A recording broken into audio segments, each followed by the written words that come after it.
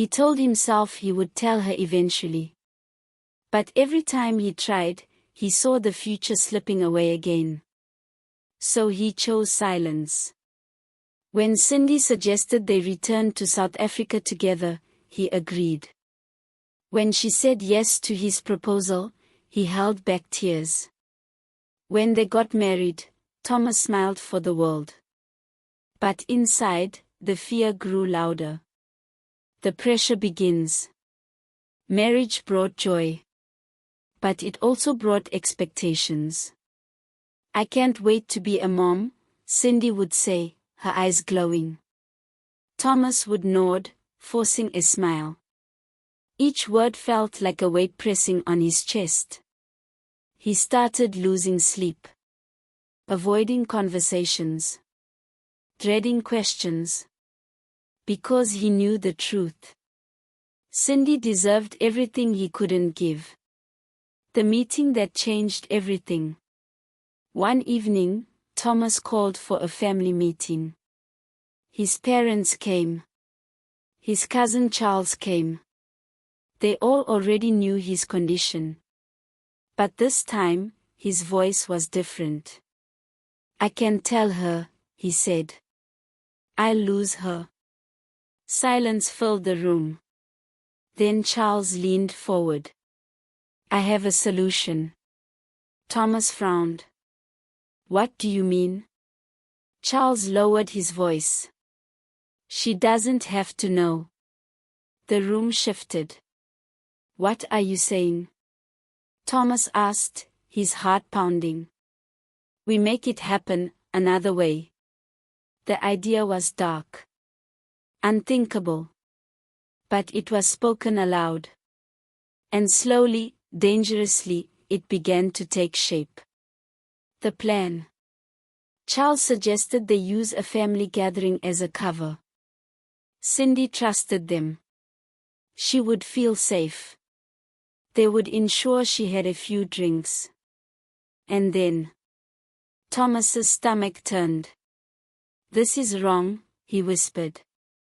But his fear was louder than his conscience. And his silence became his agreement. Charles demanded $6,000. Thomas paid. Because in his mind, he wasn't buying betrayal. He was buying a future.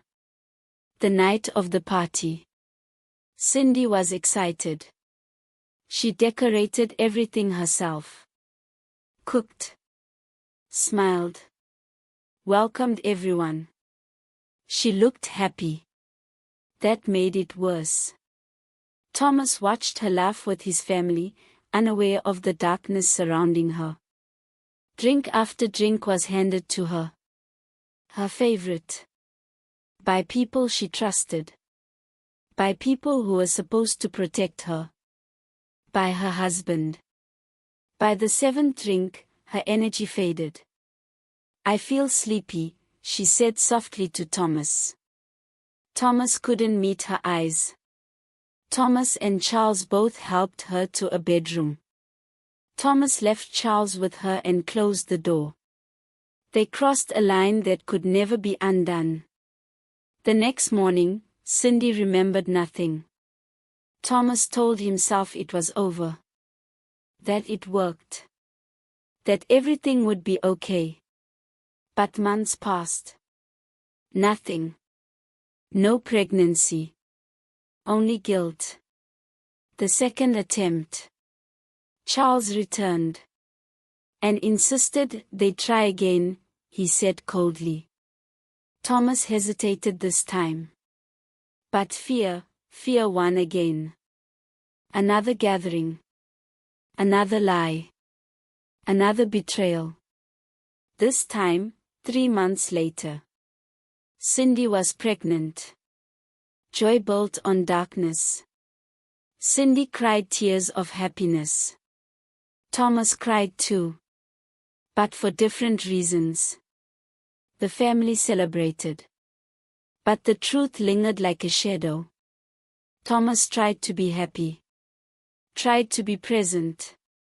But every time Cindy smiled at him, every time she spoke about their future, he felt like he was drowning. The child arrived. A baby boy. The day Cindy gave birth, the hospital room was filled with joy. Thomas stood beside the bed with tears running down his cheeks as the nurse carefully placed the baby boy into Cindy's arms. "He's beautiful," Cindy whispered weakly. Thomas looked at the tiny child and felt his entire world shift. For years he had believed he would never have this moment. Never hear a child cry and know that child belonged to him. Never have a family. Never hear someone call him Daddy. But now, standing there beside Cindy, holding that little boy's tiny hand, Thomas felt complete. And yet, deep inside him, the truth burned. Months passed peacefully. The baby grew fast. Cindy glowed with happiness as she embraced motherhood. Their son's laughter filled the house every day. Thomas became obsessed with being the perfect father. He woke up for midnight feedings, changed diapers, read bedtime stories, carried his son on his shoulders everywhere they went. And when the little boy finally learned to speak his first words, "Daddy," Thomas nearly broke down crying. Because despite everything, that child truly loved him. And Thomas loved him with every part of his soul. But peace never lasts when secrets are involved. The baby grew fast. Cindy glowed with happiness as she embraced motherhood. Their son's laughter filled the house every day. Thomas became obsessed with being the perfect father. He woke up for midnight feedings, changed diapers, read bedtime stories, carried his son on his shoulders everywhere they went. And when the little boy finally learned to speak his first words, "Daddy," Thomas nearly broke down crying. Because despite everything, that child truly loved him. And Thomas loved him with every part of his soul. But peace never lasts when secrets are involved. Charles slowly became a nightmare. At first, it was small demands. "Send me a 20,000. I need help with school fees. I need money for business." Thomas paid every single time. Because Charles always reminded him, "I can destroy your life with one sentence." The threats became constant. Calls late at night. Messages during family dinners. Even random visits to Thomas's workplace.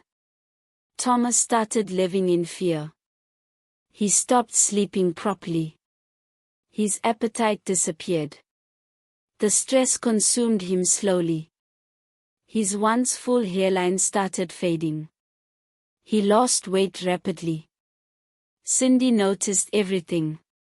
"You work too hard," she told him one evening while touching his thinning hair gently.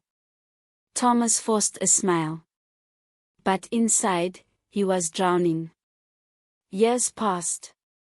Their son turned 6 years old. Smart.